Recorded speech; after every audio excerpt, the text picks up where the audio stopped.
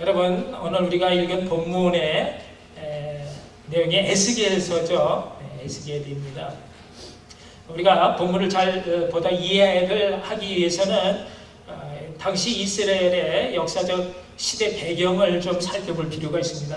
여러분들이 잘 아시는 것처럼 이스라엘 다윗 왕이 있잖아요. 다윗 통일 왕국이 하나님이 세워주셨지만 그러나 오래가지 못하고 우리 한국에 북한과 남한이 있듯이 그렇게 북쪽의 나라와 남쪽의 나라로 갈라지게 됐습니다.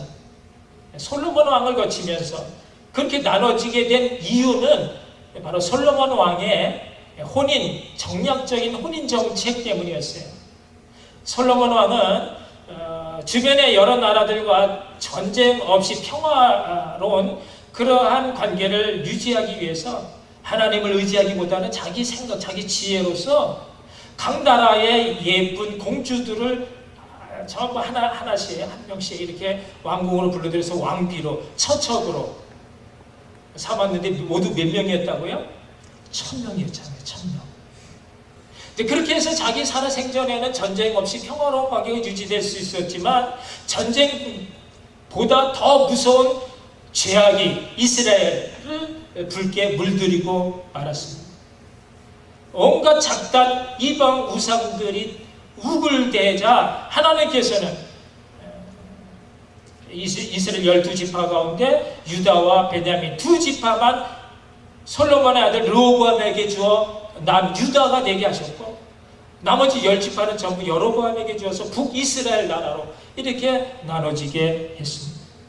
그 뒤에도 계속되진 하나님의 경고의 메시지를 듣지 않고 여전히 하나님 앞에서 불법을 행했던 하나님 앞에 정직하게 살지 않았던 왕들과 백성들에게 주름한 하나님의 심판이 임하게 되어지는데 먼저 BC 722년에 북이스라엘이 강국 아수르에게 침략을 당해서 완전히 다 멸망 없어지고 막. 근데 그때 다행히도 남유다에는 요시야라고 하는 아주 선량한 하나님을 알고 하나님 뜻대로 살려고 정직하게 살려고 했던 요시야 왕이 나오면서 그래서 그의 종교 개혁과 여러 가지 올바른 그런 정책으로 말미암아 나라가 오랜만에 다시 안정을 찾고 발전을 할 수 있는 그런 계기가 마련이 되었지만 그러나 그의 말년에 가서 하나님에 물어보지도 않고 아수르와 신은 바벨론 나라를 함께 치기 위해서 올라온 남측의 애굽왕 그 애굽 군대를 맞아서 싸우다가 그만 죽고 무기도 전투에서 그만 전사당하고 맙니다. 그래서 다시 한번 위기를 겪습니다. 그때 애굽왕 느고는 그 요아스의 둘째 아들 요아스를 왕으로 세웠지만 3개월 만에 자기들 애굽 말을 듣지 않는 데서 끌고 가서 죽여버립니다. 그리고 첫째 아들인 요아김을 다시 왕위에 세웠습니다. 요아김은 어쩔 수 없이 애굽의 말을 들어야 했습니다. 그런데 그가 그런 위기 가운데서 하나님을 붙잡고 하나님 의지하면서 하나님 말씀대로 살았다면 좋았을 텐데 그는 보이는 군대, 애굽 군대가 커 보이니까 당시 하나님의 뜻은 신흥 바벨론을 세워서 하나님이 이제 사용을 하시는 것인데 그 바벨론 편에 서지 못하고 하나님의 말씀 순종하지 않고 대적하는 그런 애굽 편의 섬으로 그래서 바벨론의 침략을 받게 되어지고 그래서 그의 아들 여호와긴에게 전쟁에 아픈 상처를 남기고 맙니다. 결국은 여호와긴이 왕이 됐지만 그와 함께 그의 가족 모두 또 이스라엘의 아주 유능한 지도자들 종교, 정치, 교육 모든 그런 지도자들이 또 똑똑한 군사 리더들이 다 1차 BC 597년에 다 이제 1차 바벨론 포로로 끌려가고 맙니다. 근데 이들이 바벨론 포로로 끌려가서 그 땅에 있으면서 아직까지도 그들이 놓지 않는 그들에게 한 가지 소원이 있다면 어떻게 해서든지 빨리 조국이 이게 정치적 상황이 잘 풀려서 그래서 하루속히 모쪼록 모국으로 조국으로 돌아가는 그것이 그들의 꿈이었습니다. 그래서 그들은 끌려가 포로로 지내지만 온 마음은 여전히 그들의 조국 예루살렘을 향하고 있었습니다. 근데 그러던 어느 날 아주 너무나 기쁜 희망의 소식이 들려왔는데 그것은 이스라엘과 또 암논과 그 주변의 나라들이 서로 힘을 합쳐서 동맹국이 돼가지고 이 신흥 강대국 바벨론을 공격한다, 대항한다 이런 얘기가 들려왔어요. 야, 이제는 조금만 기다리면 어쩌면 이제 일이 잘 돼가지고 우리가 꿈에도 그리던 조국 고향으로 돌아갈 수도 있겠다. 그런 한 가닥 기대감으로 잔뜩 부풀어 있던 그들 앞에 바로 이 젊은 이 에스겔 선지자가 이제 날이 시퍼렇게 날선 그런 큰 칼을 가지고 백성 앞에 섭니다. 그래서 오늘 우리가 읽은 22장 그 앞에 21장에서 에스겔은 하나님 말씀대로 허리가 끊어질 듯한 그런 슬픈 탄식을 토로하면서 울면서 그들 앞에 말합니다. 큰 그 날이 시퍼렇게 서린 큰 칼을 예루살렘을 향해서 휘두르면서 오른쪽으로 치고 왼쪽으로 치고 춤추듯이 그렇게 막 큰 칼을 휘두르면서 울면서 하나님의 진노가 돌이킬 수 없는 하나님의 재앙이 번개처럼 임하게 되었다. 여러분 얼마나 놀랐겠습니까?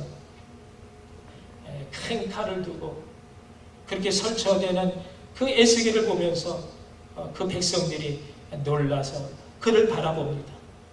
그때 에스겔이 다시 한번 큰 점토판에 두 갈래 길을 그립니다.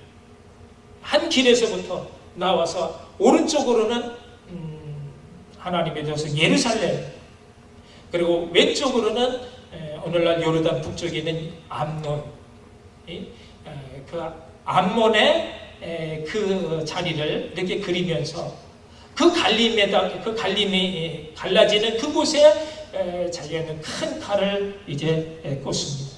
이 큰 칼이 뭐냐면 바로 하나님께서 사용하시는 진노의 그 채찍으로 사용하시는 바벨론이었습니다. 이 바벨론이 이제 이 큰 칼을 꽂고 이제 어디를 먼저 갈 것인가? 오른쪽으로 먼저 갈 건가? 왼쪽으로 먼저 갈 건가? 점을 칩니다. 화살로 점을 치고 다시 한번 희생 제물의 간을 꺼내서 그 모양을 보고 점을 칩니다. 그 점괘가 어떻게 나왔느냐?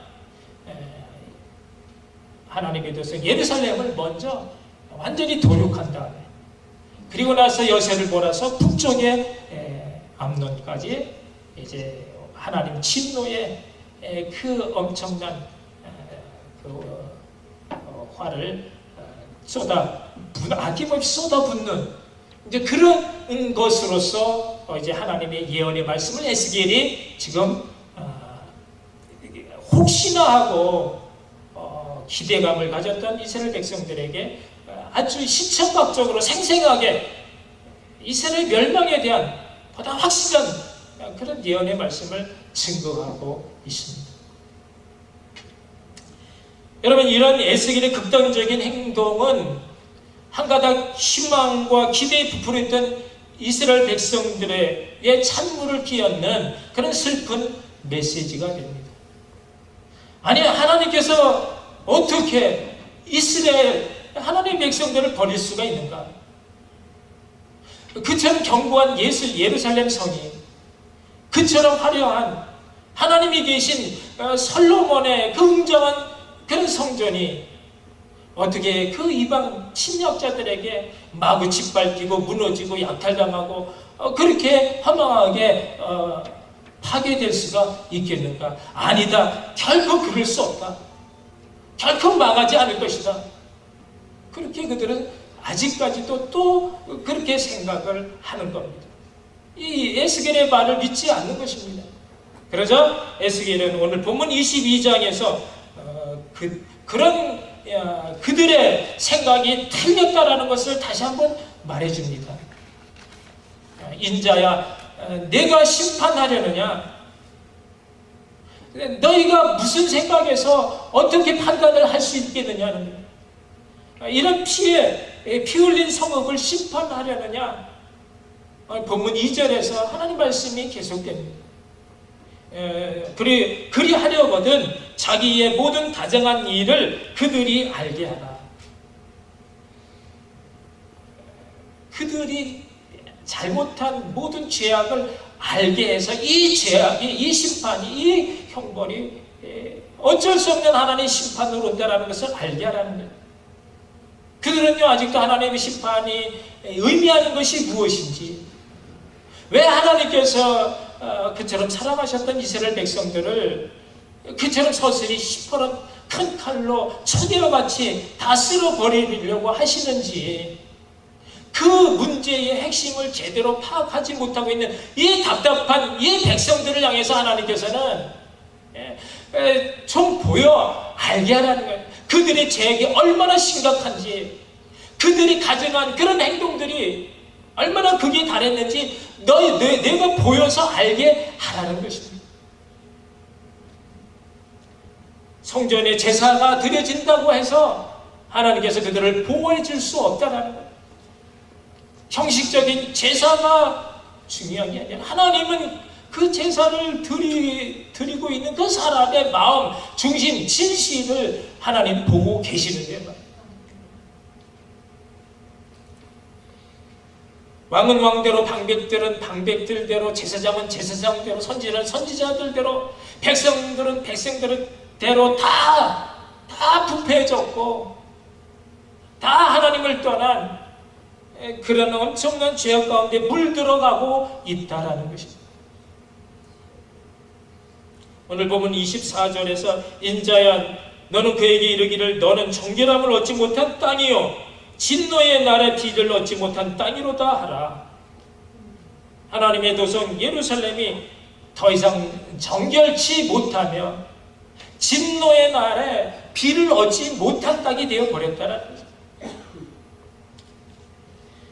예루살렘이라고 하는 히브리 말은 샬롬의 도성, 평화의 하나님 성읍이라는 그런 뜻의 이름을 가진 도시였는데, 그러면 그 이름대로 살아야 할진데 그곳에는 온갖 그런 저주와 착취와 술수와 야비한 행동들이 가득했습니다.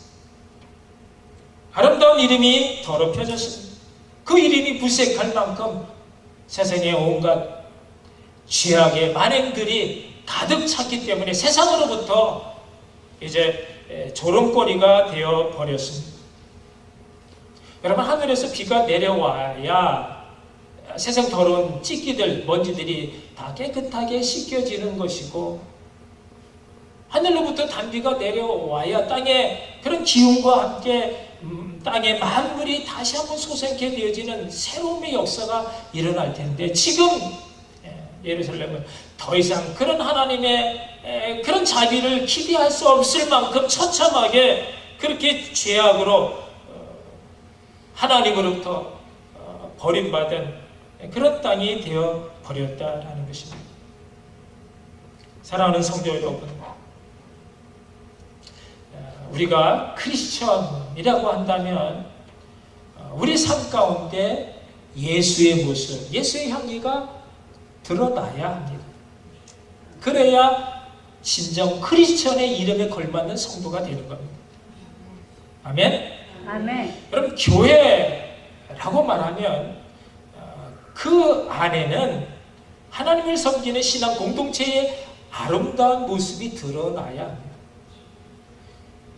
여러분, 이 살벌한 광야 같은 세상에 얼마나 많은 사람들이 경쟁과 또 차별과 이기심, 또 여러 가지 그런 낸대의 그러한 부당함을 겪으면서 마음의 상처를 간직하고 살아가는지 모릅니다. 근데 그런 사람들이 교회에 와서 안식과 위로와 힘을 얻어야 되는데 그것을 누가 줄 수 있는가? 먼저 크리스천이 된 우리가 그들을 따뜻하게 환대하고 진심의 마음으로 위로하며 그리스도 안에 주님의 사랑으로 그들을 새롭게, 그래서 모두가 하나가 되어지는 그런 사랑의 공동체가 될 수 있어야 그것이 교회가 된다는 것이죠. 아멘. 그들의 아픔과 필요를 따라서 우리가 먼저 식탁 위에 수저를 놓고 그들을 안내해 가면서, 그러면서 섬김의 본이 되어지고 사랑의 본이 되어지고, 여러분 교회는 결코 더 많은 것을 가짐으로써 행복해지는 게 아니라 가지고 있는 것을 더 많이 나눔으로써 행복해질 수 있다라고 하는, 그래서 내가 가진 그런 시간과 물질과 재능과 은사, 이 모든 것을 함께 나눔으로써 교회가 풍성해지고 그 속에 주님의 기쁨이 가득 참으로써 새롭게 되어지는 놀라운 역사가 있는 곳이 바로 우리 교회가 될 줄로 믿습니다. 아멘. 여러분, 주님께서는 우리를 자신의 몸이 되게 하기 위해서 자신의 몸, 생명을 우리 위해서 다 내어놓으심을, 그래서 우리를 죄와 사망의 세상 가운데 불러내 주셨습니다. 그래서 교회는 에클레시아라고 합니다. 세상으로부터 불러냄을 받은 자들의 모임이 교회라. 주님께서는 그렇게 우리를 위해서 우리를 불러내 주셨다면 그 주님의 그 희생적인 사랑과 그 은혜로움이 이 교회에 그 주님을 따라가는 그런 주님의 제자들의 모습들로 충만해야 될 줄로 믿습니다. 아멘. 교회에 주님을 따르는 그런 은혜로운 모습이 없다면 세상 사람들이 교회를 얼마나 조롱하겠습니까? 여러분, 내가 지금 배가 고파서 식당에 갔는데 식당에 밥이 없다라고 하면 그것이 식당이겠습니까? 여러분, 내가 지금 배가 아파서 약국에 갔는데 약국에 약이 없다라고 한다면 말이 되겠습니까? 여러분, 붕어빵에는 붕어가 없어도 용서가 되지만 교회에는 예수를 닮은, 예수님을 따라가는 그런 사람들이 없다라고 한다면 여러분 결코 용서받을 수 없다라는 것입니다. 지금 에스겔이 그들의 백성들 앞에 그런 얘기를 하고 있습니다. 평화의 도성 예루살렘이 피의 도성이 되어 평화가 실종이 되었습니다. 지도자들이 자기 욕심 때문에 많은 사람들을 그냥 죽이고 하나님의 말씀을 어기고 부모 공경의 계명을 저버리며 사회적인 약자들을 약탈하고 학대하면서 하나님의 것을 하나님의 것으로 돌리지 않고 안식일을 지키지 않고 모함으로 사람을 죽이며 우상 숭배와 입에 담을 수 없는 그런 온갖 종류의 음행을 일삼고 있었습니다. 용광로에 철을 넣으면 그래도 그 용광로에서 녹아져 내리는 순수한 것이 조금이라도 있어야 되는데, 이스라엘 백성들은 하나님께서 수없이 용광로에 집어넣었지만 하나님을 향한 순수한 것이 조금도 남아있지 못한 찌꺼기와 불과한 쓸모없는 그런 사람들이 되어져 버렸다라는 것입니다. 지금 에스겔은 각계각층 가정한 무리들의 패역함을 지금 하나하나 조목조목 짚어나갑니다. 25절에서 선지자들이 백성들을 잘 돌보고 말씀대로 잘 가르쳐야 할진데 그런 영적인 지도자들임에도 불구하고 그들이 자신들의 사리사욕을 채우기 위해 재산과 보물을 약탈하고 사람들의 영혼까지 우는 사자처럼 집어 삼킨다라는, 26절에서 하나님이 세운 제사장들마저 하나님의 말씀 율법을 너무나 쉽게 어기고 하나님의 귀한 성물들을 존귀 여기지 아니하며 속된 것과 거룩한 것을 뒤섞어서 분별치 아니하므로 백성들에게 거룩한 안식일을 지킬 수 있는 힘을 주지 못하고 백성들로 하여금 거룩한 하나님의 이름을 그냥 겁없이 망령되이 더럽히게 하도록 그렇게 만들었다라는 것입니다. 27절에서 고위 관리 방백들이 먹이지 않는 배고픈 이리처럼 서슬이 퍼런 그런 일을 드러내면서 닥치는 대로 백성들의 고유를 빨아 영원까지 피폐케 했습니다.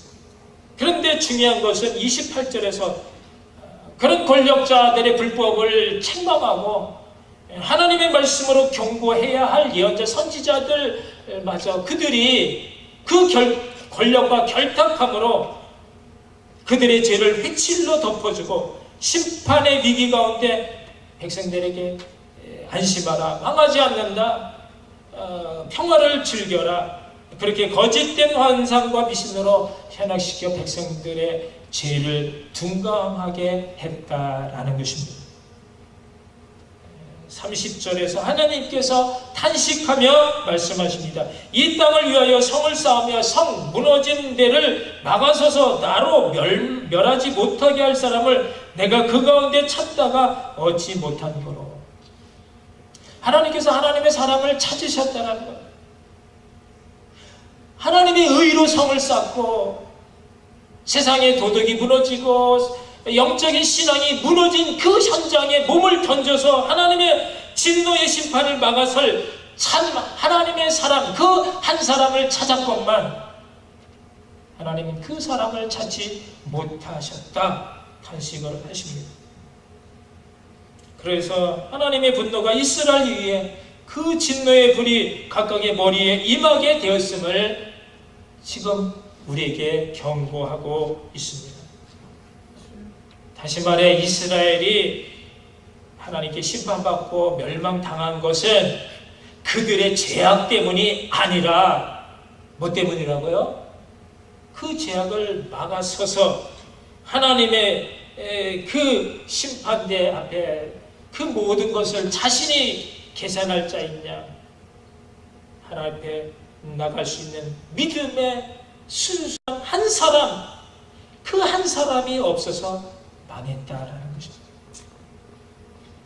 사랑하는 성도 여러분, 예루살렘에는 제사장도 있었고요, 선지자도 있었고요, 성전도 있었고요, 하나님께 드려지는 제사도 있었습니다. 그러나 하나님께서 원하시는 것은 그런 하나님의 일이 아닌 하나님의 사람이었습니다. 진정한 하나님의 한 사람이 없었기에 그 성읍은 하나님의 심판을 받게 되었습니다. 여러분, 지금 우리도 마찬가지입니다. 교회마다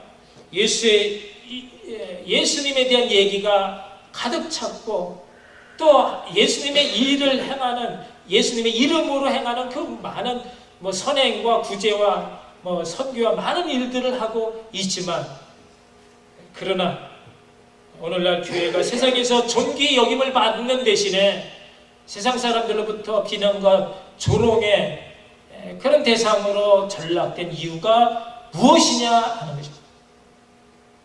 그것은요, 예수님의 일은 있는데 예수의 사람이 없다라는 것입니다.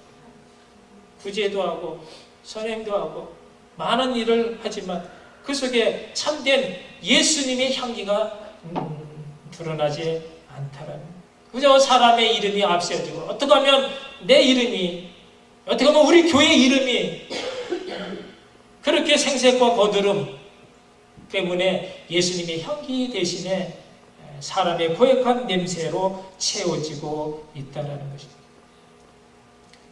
하나님은 오늘 본문에서 나는 한 사람을 찾고 있다, 심판과 진노로 이 땅을 멸하려고 할 때 막아서서 구원할 한 사람을 찾고 있다라고 말씀하십니다. 여러분, 그 한 사람이 바로 나이기를 바랍니다. 아멘. 저는 여러분이 하나님이 찾고 있는 그 한 사람이 되기를 바랍니다.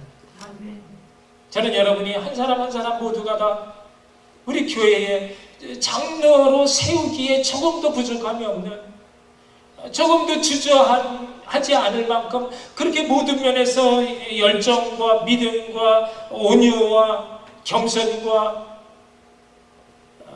그렇게 정말 순수함으로 가득한 그런 사람이 되어지기를 주님의 이름으로 권면합니다. 여러분, 죄악의 두성 소돔과 고모라 성이 어떻게 망했다고요? 하나님의 심판을 받게 된 것은 그 성 안에 최소 10명의 의인이 없어서 망했습니다. 여러분, 소돔과 고모라 성이 그 성 가운데 가득한 죄악 때문에 망한 것이 아니라 하나님이 찾는 의인 10명이 없어서 망했다는 것입니다. 근데 오늘 하나님께서는 이스라엘 백성들에게 또 우리들에게 하나님의 심판이 의인 10명 때문이 아니라 바로 내가 찾고자 하는 참 믿음의 한 사람, 그 한 사람을 찾고 있다 말씀하십니다. 그렇다면 여러분, 그 한 사람이 내가 돼야 되지 않습니까?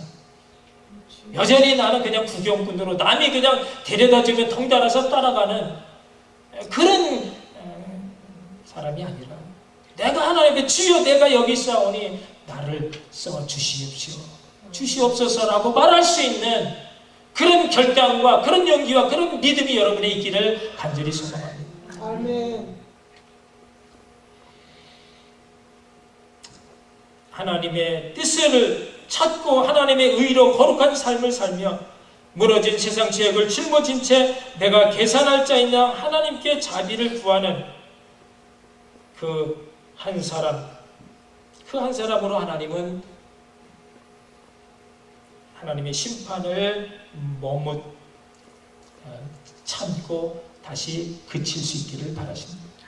여러분, 하나님의 이런 경고의 메시지가 결코 심판하시고자 하는 멸망이 목적이 아니라 한 영혼이라도 구원할 목적이 있다는 것을 아시기 바랍니다. 그 하나님의 마음을 같이 나눌 수 있는 사람이 하나님 찾는 한 사람이 되어지는 겁니다. 한 영혼이라도 더 돌아오기를 바라는 그 부모의 심정을 여러분이 함께 느낄 수 있는 그 한 사람은 어떤 사람인가 하면 하나님 앞에 나와서 기도하는 사람인 것입니다. 기도할 때 우리는 하나님의 마음을 만질 수가 있습니다. 하나님이 지금 무엇 때문에 슬퍼하시고 무엇 때문에 애달아하시고 무엇 때문에 안타까워하시면서 무엇 때문에 눈물 흘리고 계시는가? 그것을 아는 사람은 자신의 모든 것 다 내려놓고 그것이 내 삶의 가장 중요한 하나님 주신 사명인 줄을 깨닫고 그 일을 위해서 하나님 앞에 나와서 엎드려 매일같이 내가 회개할 자인 양, 내가 계산할 자인 양 그렇게 눈물로 부르짖어 기도하는 사람인 것입니다. 하나님은 그 한 사람을 찾고 계십니다. 그 한 사람이 바로 너가 되어지기를 하나님은 지금 원하고 계십니다. 여러분, 기도는 바로 영적인 교류이기 때문에 그렇습니다. 주님은 교회 천군 열쇠를 주셨는데 땅에서 불면 하늘에서 불고 땅에서 매면 하늘에서도 맵니다. 그것이 성도의 기도인 것입니다. 여러분, 그 열쇠를 아무리 가지고 있어도 소용없습니다. 그 열쇠를 내가 가지고 보물 창고를 열 때 그 안에 신령한 세계가 내 것이 되어지는 줄로 믿습니다. 아멘. 비판하고 정죄하는 것 누구나 할 수 있습니다. 세상이 점점 말세로 간다. 어쩌면 사람들이 저렇게 야박해질 수 있고 어쩌면 저렇게 메말라질 수 있는가 누구나 말할 수 있습니다. 그러나 비판하고 정죄하는 것이 아니라 그 모든 죄악을 내가 짊어지고 하나님 앞에 나가서 하나님의 마음을 가지고 하나님 앞에 아뢰할 때 하나님의 마음이 막혔던 그 하나님의 마음이 얼마나 시원하게 뚫어지고 얼마나 기뻐하시겠는가. 하나님 그 기도의 중보 한 사람 우리 교회에서 찾고 있습니다.